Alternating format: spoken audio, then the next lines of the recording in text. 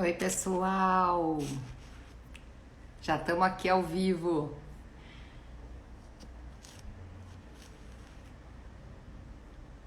Vamos lá.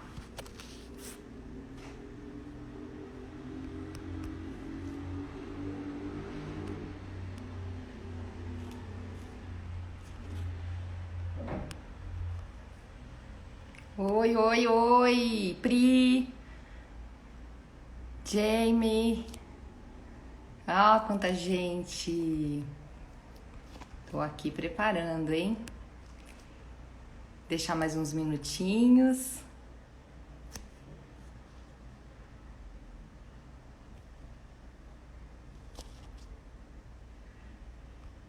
Olha lá.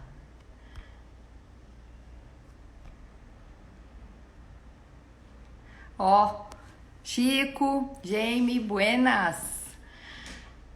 Vamos lá. Deixar mais uns minutinhos, uns segundinhos esperando mais gente entrar. Gente, boa noite. Tô super feliz de estar aqui. Tá todo mundo me ouvindo? Faz um joinha aí, por favor. Legal. Gente, boa noite. Carol, Águida. Águida que eu conheço só pelo Chico, de tanto falar. Gabi, minha cunhadinha. Vamos lá, gente. Agora vamos falar um pouquinho do tema desse mês. Vamos lá. Eu vou colocar aqui uma frase, né? Vamos lá, peraí.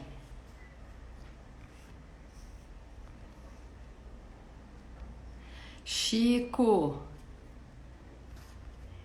não tô conseguindo. Não tô conseguindo fixar a frase. Ontem foi tão fácil.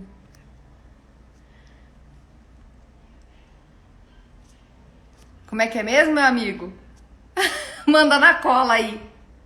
Ah, consegui! Ah, as crianças, beijo! Beijo! Beijo, Sam! Beijo, Laura! Pessoal, vamos lá, né? Boa noite. Boa noite a todo mundo. Espero que vocês estejam bem, estejam com saúde.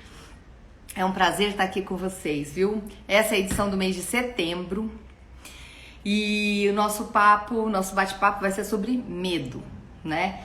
Lembrando que a gente vai ter nas próximas semanas outros mediadores, Chico, Maurício, e também vamos ter outros convidados, né? Vamos ter a Selena e o João Hugo, vamos ter a Soraya Nascimento e o Belmiro Torres, né? Oi, Guga! Já entrou. Gente, é o seguinte, espaço aberto, coloquem seus comentários, dúvidas, angústias, medos. Não tenham medo de colocar seus medos, porque aqui a gente não julga, a gente acolhe. Legal? Bom, vou chamar agora a nossa primeira convidada desse mês. Vamos lá.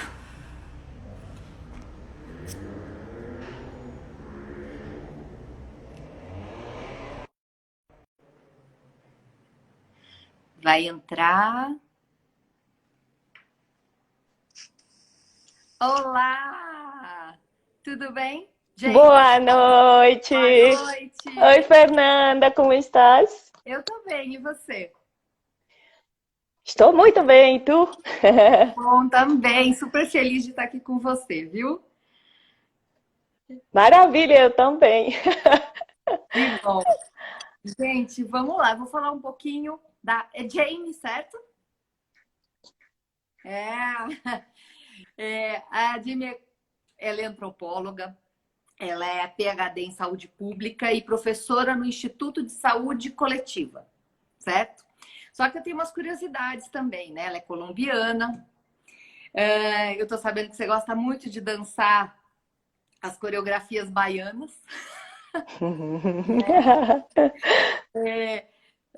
Que você é uma pessoa de uma risada maravilhosa, que você é muito envolvida politicamente e engajada na vida.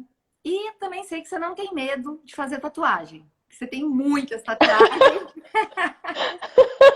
Já tô sabendo, né? E então, assim, bem-vinda. Eu quero começar aqui falando um pouquinho, e vou abrir depois para você contar um pouco para a gente, né? Eu, há um tempo atrás, estava vendo uma palestra e o palestrante estava falando de medo, né? Medo do palco, enfim, ele estava falando que o medo é um mecanismo de defesa, né? O nosso organismo, Uhum. ele fica com medo, solta adrenalina, os músculos, né, se enrijecem, a pressão do sangue corre, tudo isso para quê? Para a gente fugir, né? E aí eu fiquei com isso, fiquei pensando muito, né? Porque a gente tenta fugir nesses momentos de perigo, né? De medo. E você é antropóloga. O medo, ele veio, ele surgiu e em algum momento da história, assim, quando a gente pensa na antiguidade, enfim, isso era natural para os... Ou não? Isso é coisa de sociedade mais moderna. Ah, Fernanda, esse papo aqui é muito, muito interessante, né? Porque se a gente parar para ver, todos nós, inclusive neste mesmo instante, todos nós, cada um de nós que está aqui, está com algum medo, Verdade. né? Só que às vezes não percebe, né? Ou não sabe que está operando através dele. Uhum. Então, eu gostaria até de dizer que, assim, eu tenho muito medo de fazer tatuagem. Tenho muito medo. Mas você faz. Dói demais, para mim dói demais, gente. Mas mesmo assim eu faço, né? Uhum. Então, eu pensaria que, a partir da tua pergunta, a gente pode pensar que, assim, eu não vou falar só como antropóloga, como PhD, eu acho que a gente usa essas credenciais, né, só para Claro. dizer alguma coisa de nós, né, mas a nossa vida não se resume só a isso, né. E aí, eu gostaria de dizer que eu vou falar do medo também a partir da experiência, né? Da própria experiência de medo, falando de assim, uma decisão que eu tomei já há um tempo de me aproximar desse autoconhecimento, sabe? Uhum. De se aproximar melhor às emoções, ao que a gente está sentindo, o que a gente evita, né? E tu falou muito bem, assim, a gente encontra muitos meios de fugir não só do medo, mas de algum incômodo. Todo incômodo que surge para nós, eu acho que a gente foge, e isso é uma característica muito interessante da nossa sociedade ocidental, né? Não é que o medo seja só nosso. Para mim, o medo é uma emoção, né? É uma reação que ela é universal. Até o menor dos insetos sente medo. Se tu para ver, quando a gente vai se aproximar de uma tartaruga ou de uma abelha, a primeira coisa que ela faz, se ela se sentir ameaçada, é nos atacar. Então, ela sente medo também, né? Então, todos os seres vivos sentem. Se a gente for para a sabedoria, tem uma frase que eu adoro, que dizem que quando a gente está aprendendo um novo idioma, a gente só aprende o que não presta, né? E uma das melhores frases que eu aprendi na Bahia é: quem tem cu tem medo. Não é?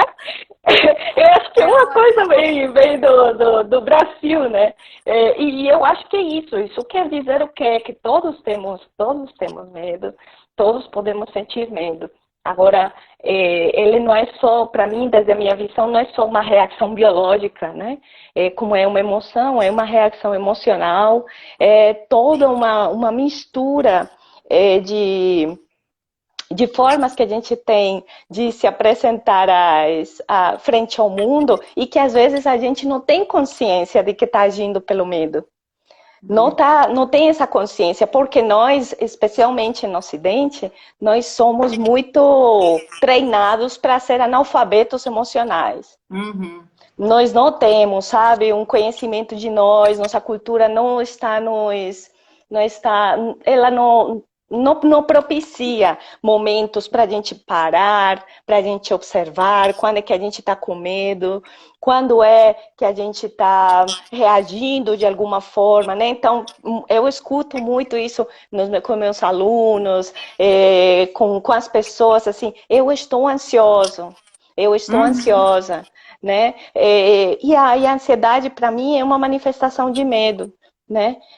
De medo de coisas que não vêm, mas a gente não para observar, tem uma dificuldade mesmo de fazer, porque é isso, nós somos incentivados a fazer e fora disso estamos totalmente anestesiados. Totalmente Uhum. anestesiados de arranjar diversões, distrações para não encarar o medo, para não encarar a raiva, para não encarar a inveja, para não encarar todos esses sentimentos que estão em nós, né? Mas falando particularmente do medo, a gente tem essa vontade de sair correndo, né? Na hora que É, a gente, né? Então eu diria que o medo é uma emoção e ela é universal, todos os seres sentem, né? Até o dia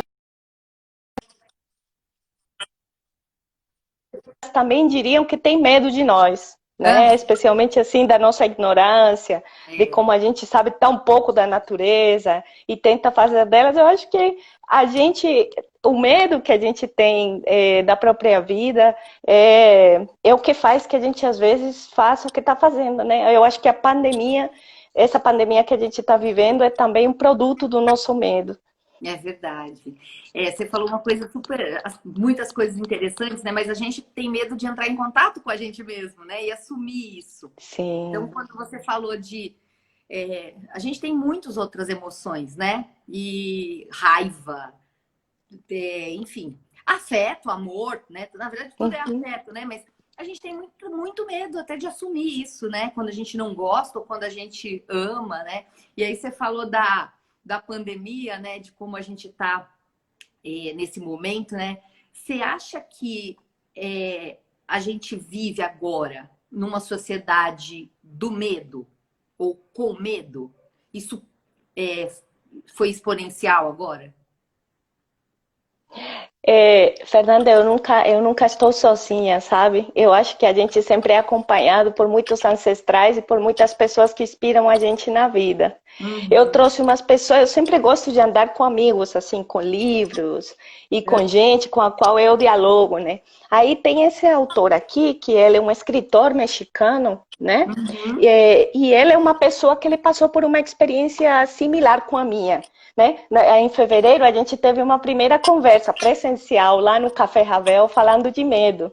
Né? Uhum. E naquele momento, a gente conversou muito sobre o medo da morte. Né? Foi o que eu trouxe porque esse autor, ao igual que eu, ele passou por uma experiência assim que colocou a vida em risco. E é quando você recebe um diagnóstico de uma doença grave. Sabe? Eu, quando tinha 21 anos, eu recebi um diagnóstico de leucemia. E Nossa. aquilo ali me colocou assim, sabe, frente àquela verdade. Quando você vê que a sua vida, ela pode chegar ao fim. Aí tu fica assim, cara, que isso? Você perde o chão e não tem para onde correr, não tem porta para bater, não tem lugar para ir. Você tem que encarar aquilo. E este autor, ele passou mais ou menos por isso. Ele é um médico, mas ele descobriu a partir da sua experiência de adoecimento que ele tinha toda uma tradição dos toltecas, né?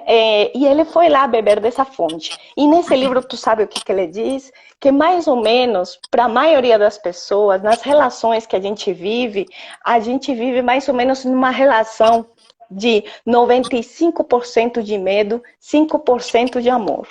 Nossa. E isso depende das pessoas. Às vezes a gente depende, para algumas pessoas é 60% de medo, 40% de amor. Uhum. E aí tu me perguntou, será que a gente vive uma sociedade de medo? Se o que esse autor e pela experiência que eu tenho também, assim, de observar, eu acho que sim. A gente é muito constituído por um medo que ele é parte dessa visão separativa de eu e o outro. Quando eu te vejo como uma pessoa que potencialmente pode me agradar ou não, e especialmente quando você possivelmente não me agrada, eu começo a ter medo de você. E Uhum. quando eu tenho medo de você, eu vou tentar me defender. É por isso que muitos mestres, especialmente do budismo, eles falam que medo e raiva, eles são duas emoções que estão coladas uma da outra. Porque quando tu sente medo de alguém, você tem duas, ou de alguma situação, ou de um desafio, você tem duas opções. Ou você congela e fica Uhum. totalmente congelado, ou você fica com raiva e tenta se defender, sabe? Tenta fazer outras coisas. Então, quando esta pessoa, este Miguel, ele traz essa noção de que a gente vive uma maioria do tempo mais centrada no medo, é porque quando a gente pauta nossas relações pelo medo, a gente sempre está condicionando os outros a que eles sejam o que a gente quer que eles sejam. Uhum. A gente não permite que as pessoas sejam como elas são. E a gente também não permite que a gente seja como a gente é. É Acho que a verdade. gente tem medo. Nós temos medo de ser quem não somos, especialmente situando nossa cultura latino-americana. Nós somos povos que somos fruto de uma colonização, né? Nos foi imposta línguas, nos foram impostas religiões, nos foram impostas visões de mundo que a gente não teve tempo de dizer, não, eu não quero isso, sabe? 500 Uhum. anos atrás, quando o povo desembarcou nas costas, eu acho que os povos originários sempre foram tão acolhedores, sempre chegaram e vieram, né, para tentar entender o que estava acontecendo, mas ninguém perguntou, você quer? É. Você quer que a gente evangelize você? Você quer? Não, era uma visão de primitivo. E eu acho que até hoje a gente tem meio um complexo disso, sabe? De se achar inferior, de pensar que a Europa é melhor, que Estados Unidos tem uma É. cultura melhor. Isso nos coloca em uma perspectiva meio medrosa de nós mesmos, porque a gente acha que talvez o que nós somos não é o suficiente, não é tão legal, não é tão desenvolvido, mas também nos coloca numa situação que é muito, muito cansativa, que é sempre querer agradar. Exato. Sempre É o querer medo agradar, de, agradar o outro. é o medo de não ser aceito, né? O que você está falando é justamente isso. A gente tem um medo de Isso. não ser aceito por tudo, pela família ou profissionalmente, na sociedade. E eu vejo que o medo ele vai sendo enraizado na gente, né? E a gente Sim. fica. Você vê outras sociedades que vão e lutam por uma causa, ou são super nacionalistas e falam. E o brasileiro é um povo, né? Eu tô falando do brasileiro, mas talvez o latino, eu vejo que em alguns outros países não, mas Uhum. não luta, né? Não vai. E aí a gente não se coloca, a gente fica morno, Sim, né? claro. É, Claro, é até porque nós temos uma dificuldade. Tu sabe que quando eu vim morar no Brasil, eu notei uma diferença, porque lá na Colômbia, nós também somos um povo constituído por essa mesma linha. A única diferença foi que foram os espanhóis, né? é. Que colonizaram, só muda a língua, eu acho que houve um padrão muito similar. Mas, de qualquer forma, o pessoal, eu sou da cidade de Medellín, Aham. infelizmente, até hoje, muitas pessoas têm assim, uma imagem, um estereótipo de Medellín como aquela cidade do narcotráfico, ainda relaciona muito com Pablo Escobar, né? E a gente foi constituído muito por umas experiências de violência muito fortes. Eu acho que todos nós, né, em todas as sociedades latino-americanas. Mas na Colômbia, em Medellín, aquilo foi muito forte. Naquela época, aquela década de 90, foi super terrível para a gente. Eu tinha 10 anos e a gente começou a ter medo das pessoas. Eu nasci num bairro popular e era muito lindo, porque a gente sentava na porta, conversava com as pessoas, trocava xicrinha de açúcar, pedia um pouquinho de café quando não tinha, sabe? E de um momento a outro, todo mundo trancou a porta, colocou barreiras uns dos outros, né? Então, e você olhava para as pessoas e as pessoas te olhavam e às vezes diziam para você, olha, você não fale para mim dessa forma que você não sabe quem sou eu, né? Então, você começa a ter medo das pessoas porque você não sabe quem é quem, o que é que ela pode fazer com você, ela pode te matar, ela pode fazer uma coisa ruim, né?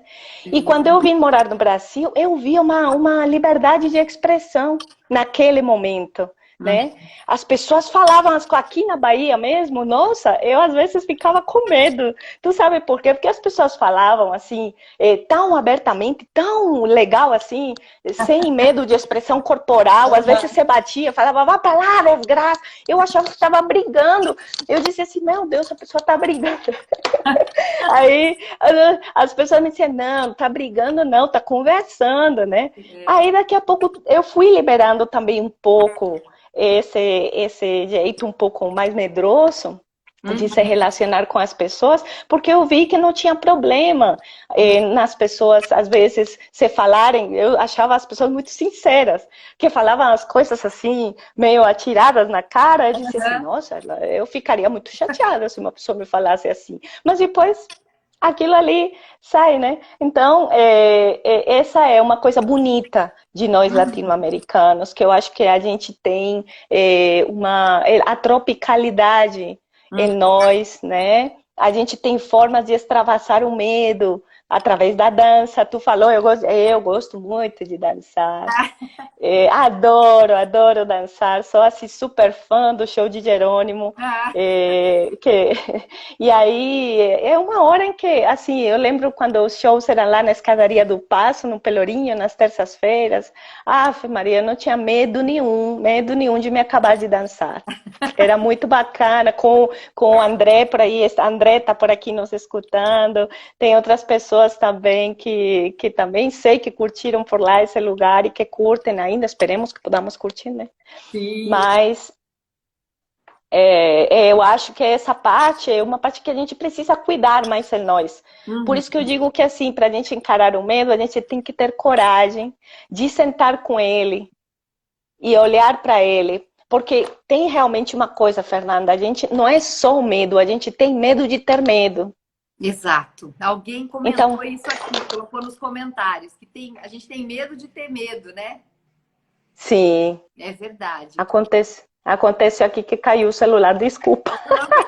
Enquanto isso, vou falando um oi aí para quem chegou, Giz, a Carminha, a Rita, quem mais?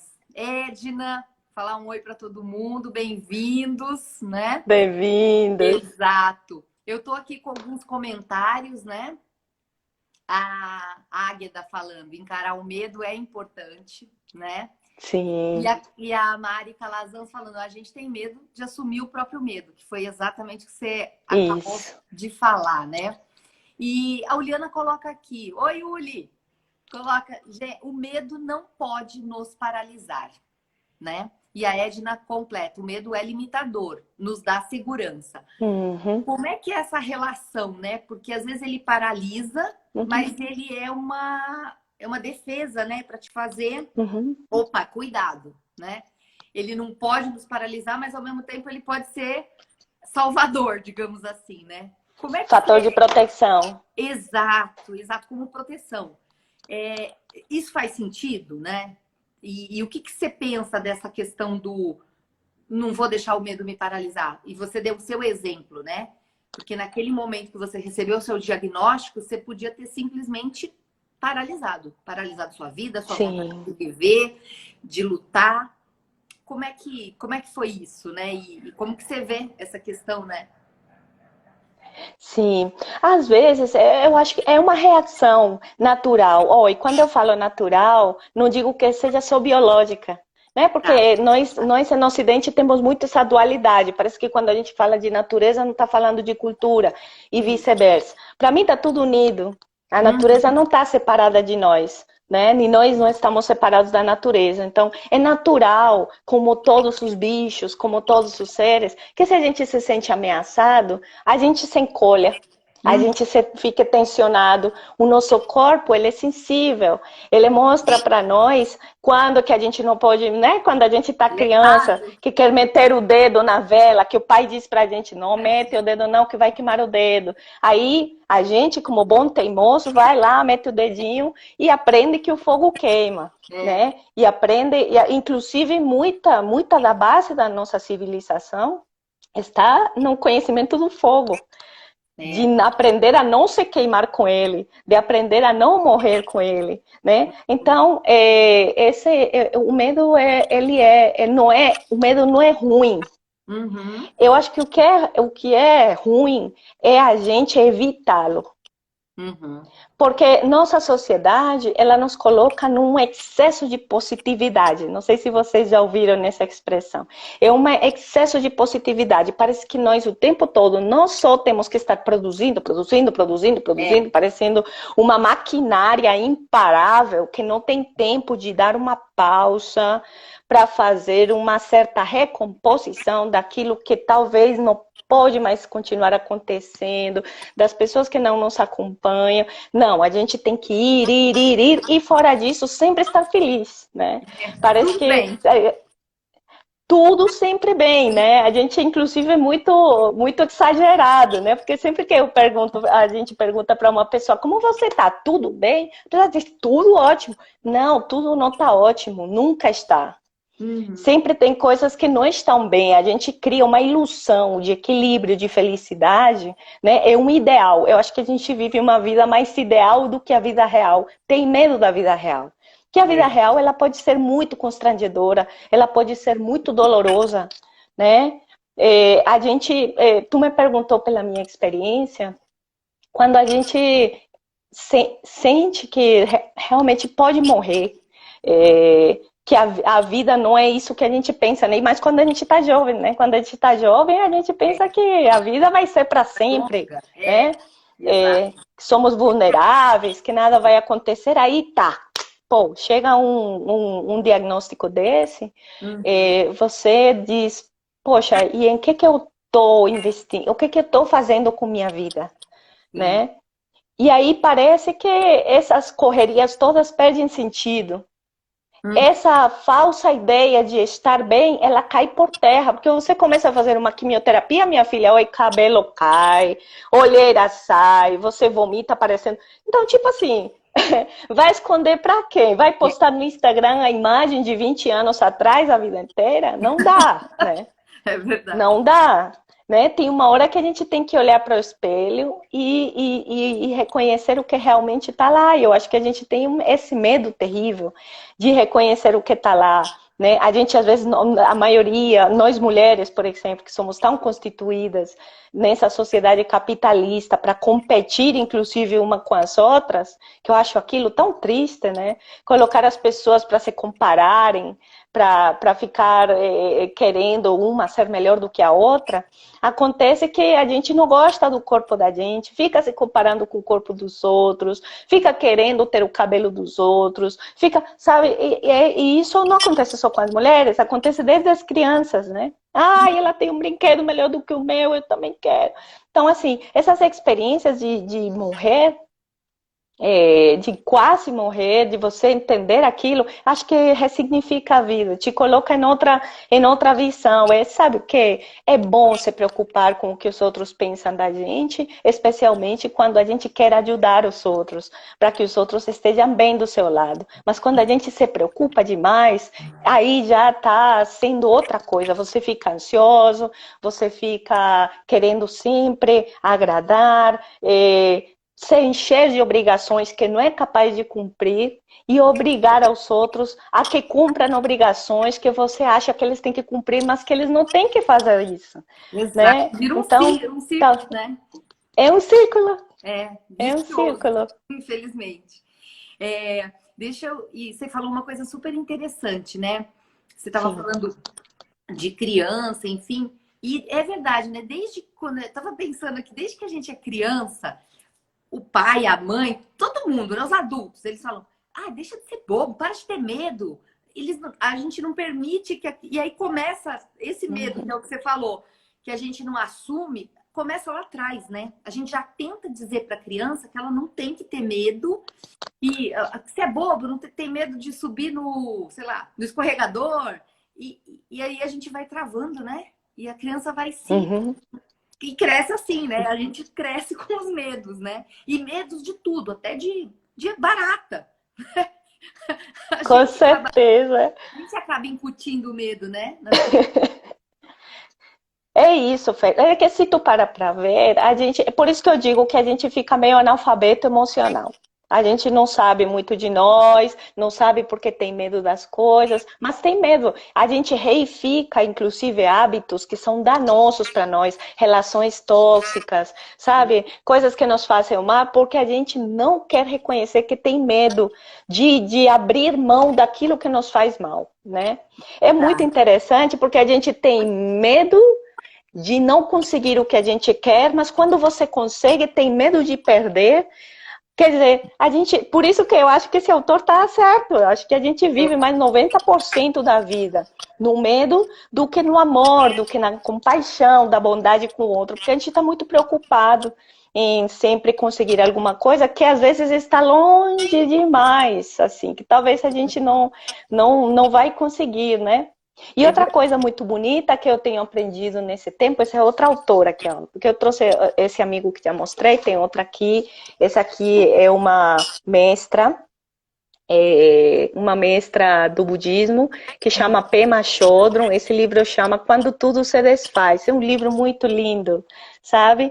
E quando a pandemia começou, não sei se para vocês chegou, eu recebi um e-mail de uma amiga que dizia assim, que era para partilhar poemas, que as pessoas se Aham. partilhariam poemas. Foi uma cadeia, né? Então, alguém me enviava um poema e eu tinha que enviar para 20 pessoas. Aquilo foi incrível. Eu mandei para 20, depois eu não tinha mais 20, mas 20 mandaram para mim. Aí aquilo ali, né? E quando me pediram para enviar alguma coisa, eu enviei um trechinho de um texto desse livro que falava justamente sobre o medo, Uhum. né? Porque a pandemia, ela chegou desestabilizando tudo que a gente acreditava do mundo. Parou a maquinária geral, né? É. E aí as pessoas, todos ficamos com medo. Não só medo de pegar a Covid, como medo de morrer, como medo de que outras pessoas que estão ao nosso lado morram, né? Claro. Mas é muito interessante porque, por outro lado, as pessoas começaram a morrer e parecia que era normal que outros morressem, É. Porque ao né? Como mesmo é que a tempo parece que gente... estava distante, né? Então, tu vê, assim, é isso. E aí, nessa frasezinha, eu coloquei, se vocês me permitem, né, eu vou ler para vocês, é bem curtinha. Sim. Essa frase que eu compartilhei disse assim: o medo é uma experiência universal vivida até pelo menor dos insetos. Eu falei isso. Quando passamos pelas poças formadas pelas marés e estendemos a mão para os tenros corpos abertos das anêmonas marinhas, elas se fecham. Essa é uma reação espontânea, comum a todos. Não há nada de terrível em sentir medo quando enfrentamos o desconhecido. Faz parte de estar vivo e é algo que todos nós compartilhamos. Reagimos contra a possibilidade de solidão, da morte, de não termos nenhum apoio. O medo é uma reação natural ao nos aproximarmos da verdade. Quando nos comprometemos a ficar exatamente onde estamos, essa experiência se torna muito vívida. Se não há nenhum lugar para onde fugir, tudo se torna muito claro. Uau. E com a pandemia a gente não tinha como fugir, né? É. Às vezes a gente tem medo, sente ansiedade, prefere, não, vamos sair para beber uma cerveja, não, vamos sair para fazer alguma coisa, vamos embora trabalhar, né? As pessoas também se encheram de trabalho até hoje, assim, a gente está tão cheio de trabalho que eu nem sei, né? A gente não consegue parar mesmo para ver, né?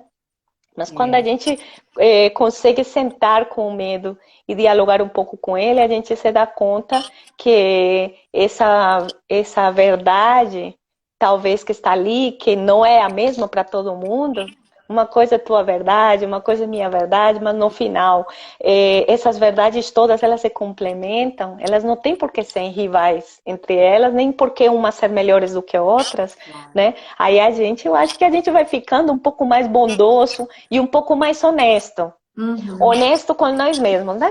Porque a gente para de se exigir o que não pode, Uhum.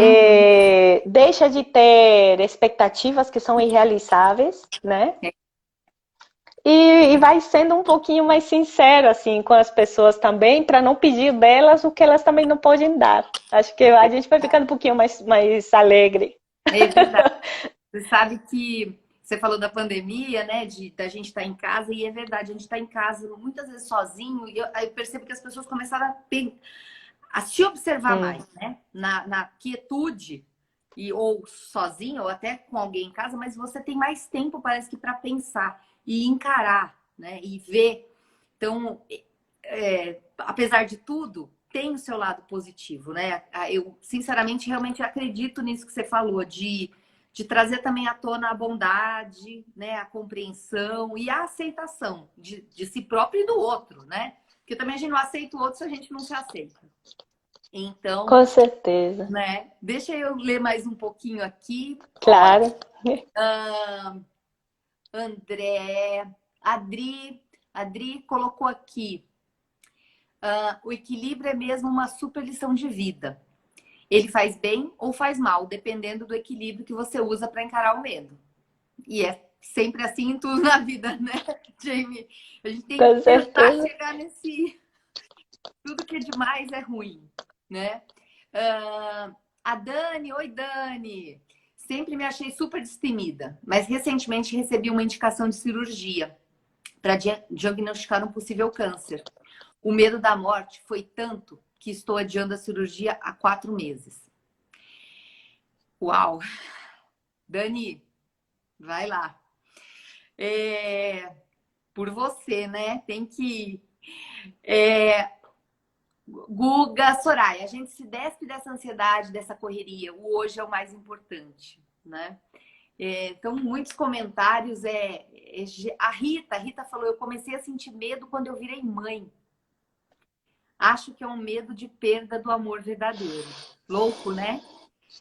E o que você acha disso? Eu não sei se você é mãe, se você é, mas essa frase dela me fez lembrar coisas que a minha mãe me falava, né? Que desde bebê ela ia lá ver se eu estava respirando.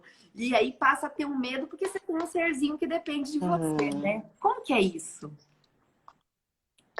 É muito lindo. Olha, Fernanda, eu não tenho filhos biológicos, filhos meus, né? Uhum. Mas não sei por quê, vários amigos meus dizem que eu sou uma mãezona. Que os meus alunos também, assim, na universidade, muita gente diz, professora, você é nossa mãe. Eu digo, não, pelo amor de Deus, não tenho filho, não. Mas eu acho que quando você tem uma vocação, uma motivação de cuidar dos outros, Uhum. sabe, de cuidar das pessoas, aquilo ali traz um amor que lembra muito o amor de uma mãe por um filho. Quando você se preocupa pela pessoa, se a pessoa está bem, se a pessoa está conseguindo dar conta das coisas, né? E obviamente, quando você sente que uma pessoa depende, que ela é frágil, né? Que ela não pode muito assim depender dela por si só, que depende da gente, obviamente desperta não só esse amor, né, de mãe, que é um dos amores, eu acho, assim, mais altruístas, mais bonitos que existem, mas que de qualquer forma ele pode virar também um amor muito cheio de medo, Sim. muito cheio de medo, porque a pessoa, inclusive, eu vejo muito que eu tenho várias amigas, muitas amigas que são mais de filhos biológicos, mais de filhos adotados, adotivos, né? E em todos os casos, às vezes eu acho que a gente incorre num erro, que é querer cobrir o mundo para que os filhos não se machuquem, né? Proteger, né? Proteger demais, né? E eu acho que talvez isso faz desses meninos, eu vejo muitos estudantes na universidade que eles não têm muitos recursos de lidar com a vida. Facilmente eles estão caindo em quadro de depressão, quadros graves de ansiedade, porque não conseguiram construir as suas próprias ferramentas, né? Sim. Então, tem um mestre tibetano que chama Shantideva, que ele falou assim, que a gente não tem que forrar o mundo de couro para que seus filhos machuquem o pé. Você tem que ajudar eles a construir seus sapatinhos de couro, Oh, para que eles mesmos aprendam a se cuidar. Então, para que o amor não vire 95% de medo, acho que a gente precisa disso, né? E no caso da Dani, poxa, Dani, muito obrigada por compartilhar esse medo comigo, com a Fernanda e com todas as pessoas que estão aqui. é. Eu sei, olha, eu me dediquei quero te contar uma coisa. A minha doença, a leucemia mieloide crônica, ela virou a minha carreira profissional. Eu hoje sou professora no Instituto de Saúde Coletiva e na área da saúde, porque eu escolhi estudar a doença que eu tenho, sabe? E me dediquei a entrevistar pessoas, a escutar pessoas do Brasil, da Colômbia, sobre suas experiências de doença, como é que as pessoas constroem itinerários de cuidado, como é que elas vivem com essa doença crônica. E uma das coisas que mais tenho aprendido nessa trajetória, não só por ter a doença, por tomar um tratamento, mas por ouvir essas pessoas, é que nós temos uma representação social e cultural do câncer como morte, né? Como fim da vida. Quando eu recebi o diagnóstico, foi assim. Eu achei que eu estava já com caixão e vela, como você fala aqui, né? E não é assim, olha, já se passaram 20 anos. Naquela época, a literatura dizia que a doença não era mais de 5 anos. E olha como eu estou, há mais de 20 anos aqui. Então, cada caso é um caso, cada organismo é um organismo. E a gente pode, às vezes, eu te juro, hoje eu não me sinto uma pessoa doente. Eu tenho uma condição da qual eu tenho que cuidar, mas ela veio para ressignificar minha vida. Ela me deu régua e compasso para eu ser quem sou eu hoje, né? Então, acho que quando a gente vai ganhando coragem de enfrentar o medo, que não é um medo que a gente se inventa, não, a gente não inventa ele da cabeça, até porque as pessoas olham pra gente com pena, às vezes olham pra gente como, poxa, imagina, descobriu o câncer, às vezes a gente tem medo disso, de que as pessoas olhem você como coitado, de que as pessoas não queiram te dar o lugar útil que você tem, mas na verdade a gente tá aí para desconstruir isso tudo, a vida é uma brincadeira, é uma viagem super curta, né? Uma das coisas que o hematologista que me deu o diagnóstico falou, ele me disse assim, Jamie, veja só, eu tô te dando um diagnóstico, mas você sabia que tu pode sair aqui fora do hospital e um carro te matar? Olha. Então, tipo assim, todos vamos morrer, gente. E a qualquer hora, eu acho que o maior medo que a gente tem é de encarar esse fato, que a gente vai morrer. E não vai ser necessariamente por um câncer, né? Inclusive, quando eu entrei agora como professora, eu agora não, 5 anos como docente na universidade, poxa, comecei a sofrer de umas crises de ansiedade incríveis. Uma coisa de louco. Eu estava ficando doente, me metia nas máquinas de ressonância, tudo, e a médica olhava para minha cara e me diz, você não tem nada.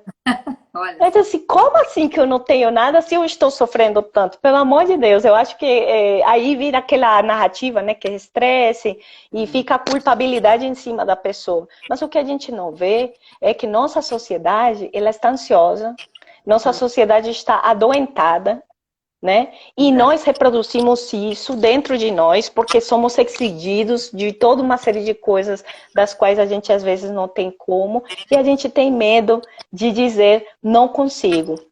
Ou peraí que eu não posso fazer como você quer. Tudo bem que está todo mundo indo na mesma correria, mas eu preciso parar um pouquinho.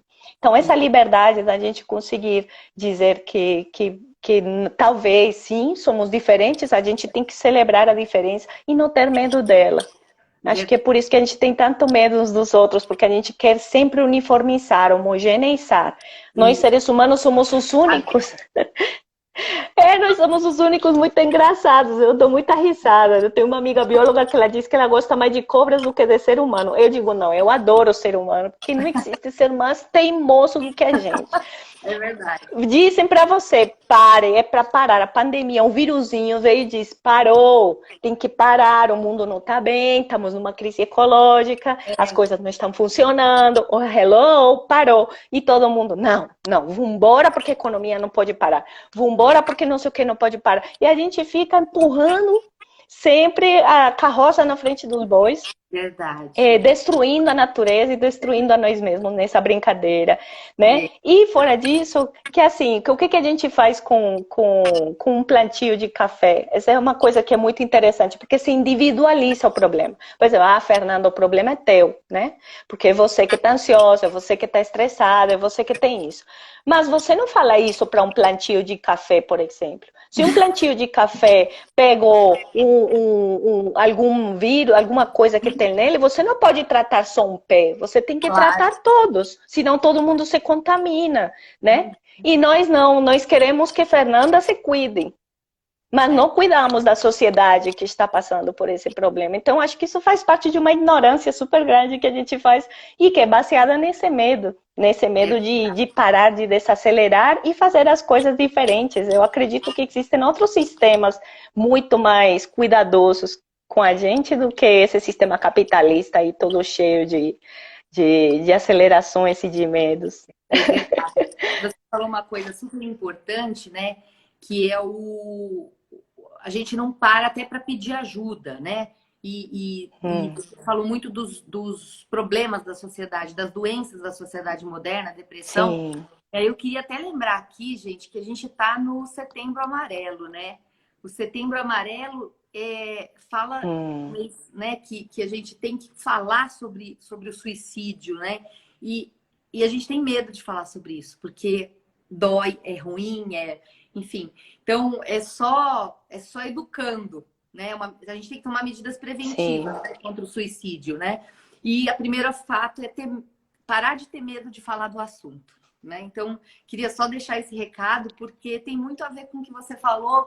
As pessoas estão entrando em depressão, seus alunos, você percebe isso, que muitos não têm recursos, e isso vai levando realmente a medos e aí você vai buscar uma forma de sair disso. E muitas pessoas buscam a forma de sair dessa vida, né? Então, é interessante como você traz essa questão. Eu vi que a Glorinha também colocou que ela teve leucemia, que ela teve muito medo de morrer. E há 18 anos atrás ela teve muito medo, mas ela falou, não é minha hora ainda, vou continuar lutando. Então, você vê esses dois lados, né? Pessoas que talvez tenham recursos emocionais e equilíbrio, e isso, claro, gera uma força aí de vida, né? De luta, e outros que não têm. Então, a gente precisa ajudar também essas pessoas, né? Acho que o primeiro passo é a gente ouvir e falar sobre isso. Com certeza, com certeza. Inclusive, assim, se a gente para ver o que motiva uma pessoa a tirar sua vida, né? Às vezes o que surge mais fácil é um julgamento, né? Um julgamento, tem pessoas que dizem, nossa, como é covarde, ou nossa, como é corajoso, né? Eu acho que não é uma decisão fácil para ninguém, abrir mão da própria vida. E a gente tende muito a generalizar, né? Porque eu enfrentei o meu problema desta forma, eu espero que todo mundo enfrente, né? Da mesma forma. Aquilo não é uma regra, assim, não é por tabela. Tem pessoas que recebem o diagnóstico de uma doença grave e na hora não conseguem aceitar aquilo, ficam com tanto medo que preferem tirar a vida. Eu vi o caso de um senhor que ele recebeu o diagnóstico de câncer, ele entrou no banheiro e deu um tiro em si mesmo. Então, é interessante que a gente sabe, desde a hora que nasce, que nós vamos morrer, vamos adoecer, e a gente passa a vida evitando a doença, a gente passa a vida evitando a morte, e a gente passa a vida evitando sermos nós mesmos. Eu acho que talvez o que leva uma pessoa a uma situação de não realmente se conectar mais com... É uma ruptura tão grande, uma desconexão dela consigo mesma, com os outros, com o mundo, que faz com que ela tire sua própria vida, que ela fique tão submersa nos seus problemas, é justamente falta de amor, falta de compreensão. Às vezes é essa rede que não funciona, né? Essa rede de apoio, rede de carinho, né? E a gente julga muito facilmente, como eu falei, né? Então, às vezes a gente julga de forma muito errada e condena as pessoas por uma coisa que pode ser muito difícil. E às vezes a pessoa, às vezes não, eu acredito que a maioria das pessoas não pede ajuda pelo medo do julgamento, né? De ser julgada. Então ela nem fala. Aí ela já vai e parte para ação, né? Olha, eu preciso... Só faltam 10 minutos, passou muito rápido. Eu preciso, rapidinho. né? A conversa é tão boa, por isso. Muito bom. Olha, a Laile, E, Jenny, você é incrível. Você é luz, pessoal e virtualmente. Ai, Lady, que linda. a melhor professora da Universidade Federal. Lene, enfim, muita gente aqui falando coisas super positivas e realmente a conversa foi muito boa. Eu quero, antes de deixar aí os últimos minutinhos para você, né? Eu quero agradecer a outros meios, ao Gustavo Guga Bezerra, a Chico, que eles me convidaram aqui para fazer esse projeto, né? Fazer parte desse projeto. Quero agradecer ao pessoal, os outros mediadores, meus amigos, Jason, Roma, Mal, que logo vão estar aí. Eu peço desculpas, não dá para falar o comentário de todo mundo. Tem muita coisa boa mesmo aqui. Então depois a gente vai salvar, dá uma olhadinha lá no YouTube ou no IGTV, porque você vai conseguir ver tudo e acompanhar todos os comentários. Isso é muito legal. Próxima semana, Chico vai ser o mediador e a Selena e o João Hugo vão ser os nossos convidados, 7h30, no Instagram ou no YouTube, né? Acompanhe os posts, que aí lá vai ter mais informação, tá? E, bom, eu ia falar, gente, isso aqui é um projeto com fins lucrativos, então vai lá no YouTube e compartilha. Por quê? Lucrativo porque todo mundo lucra com essas conversas, né? A gente troca energia, a gente troca afeto, então divulga, ajuda a gente. E vou ler um textinho pequenininho, indo na sua linha, né? É um escritor e um dramaturgo brasileiro. Ele faleceu agora, em decorrência da Covid. E eu ouvi esse trecho primeira vez na voz da Maria Bethânia. Então eu vou ler. A Trapezista do Circo. Era uma vez, mas eu me lembro como se fosse agora. Eu queria ser trapezista. Minha paixão era o trapézio. Me atirar lá do alto na certeza de que alguém segurava minhas mãos, mas não me deixando cair. Era lindo, mas eu morria de medo. Tinha medo de tudo quase. Cinema, parque de diversão, de circos, ciganos, aquela gente encantada que chegava e seguia.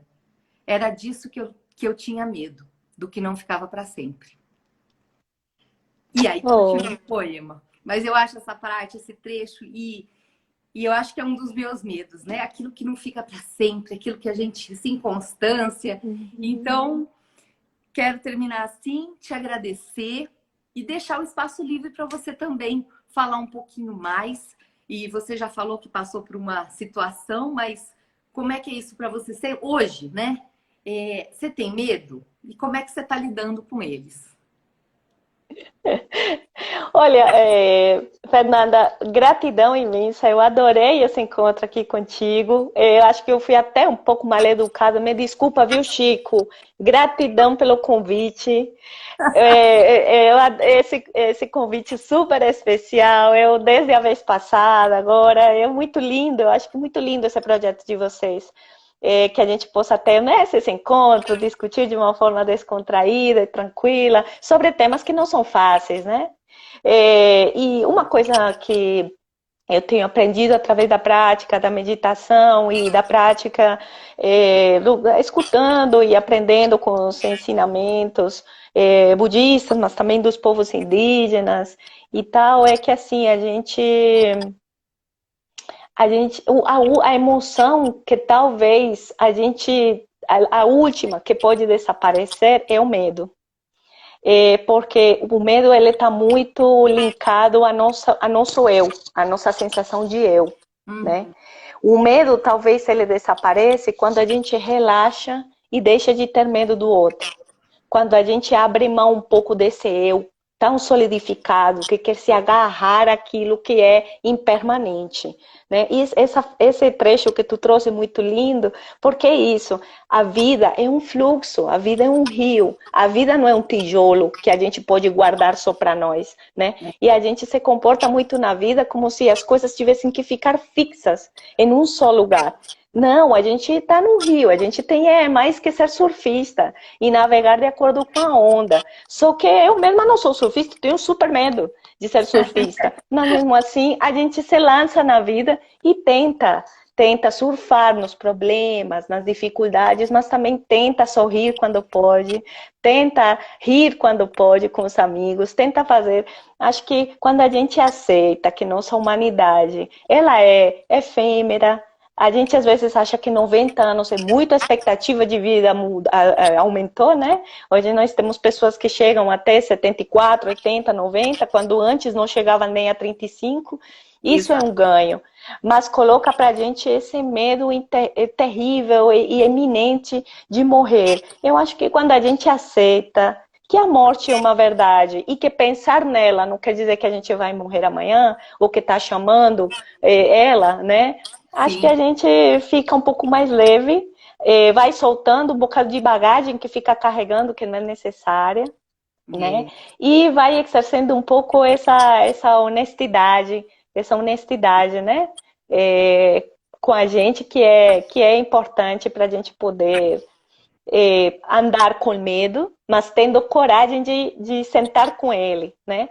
É por isso que eu diria, quando você, Fernanda, ou qualquer uma das pessoas que nos escuta, estiver se sentindo com muito medo, não vá beber, não vá correr, não vá fazer nada, sente um momentinho. Sim, Pegue uma almofadinha ou sente numa cadeirinha, escute sua respiração, escute seu corpo, veja como é que você reage ao medo. Em vez de ter medo do medo, vamos ficar curiosos com ele. Ele sentou aqui comigo, cara. Na hora que eu sentei aqui, como eu não sou muito boa de tecnologia, eu fiquei com medo. Pô, como é que liga? Como é que faz? Claro que tem aqui o meu companheiro, que ele é um super assessor, ele veio ajudou com tudo, né? Mas, assim, é muito bonito você ver que tá com medo, porque tem uma expectativa de que tudo vai sair direitinho, de que as coisas vão funcionar, né? Mas nem sempre é assim. Então a gente tem que ter a leveza de dizer, bom, não deu. E aí? O mundo não acabou. É isso A mesmo, gente né? Então, você continua. falou no começo. A única certeza que a gente tem é da morte, né? A gente já nasce sabendo disso, né, Jamie? Com E certeza. é E verdade. fora disso, a gente morre, a gente tem a possibilidade de morrer todo dia um pouco, né? A gente morre quando termina um relacionamento, quando fica desempregado. Então a gente relativiza a morte, não é esse bicho papão todo, não. É verdade. Eu brinco que se a gente for ver, as células que nasceram com a gente já nem estão mais com a gente já é outra pessoa, já morreu tudo. Com A certeza. gente fica tão apegado. Alguém aqui falou do desapego e tem muito a ver com isso, né? Mas eu, de verdade, aprendi muito com você, te agradeço demais. Eu Obrigada. também adorei. Muito obrigada mesmo. Pessoal, vai lá, dá uma olhadinha no YouTube. Jamie, muito obrigada. Muito obrigada por compartilhar tudo isso com a gente, viu? Espero que a vida nos permita nos encontrar pessoalmente. Eu também. Adoro dançar e vou na Bahia. Um beijo. Um beijo. Tchau. Tchau. Tchau, gente. Muito obrigada. Gente, obrigada. Obrigada pela participação de todo mundo, viu? Muitos fãs seus aqui falando parabéns, parabéns. Obrigada por você compartilhar a sua história e ser tão aberta assim. E obrigada, de verdade. Eu adorei, fiquei muito emocionada. Oi, que linda. Um beijo. Tchau.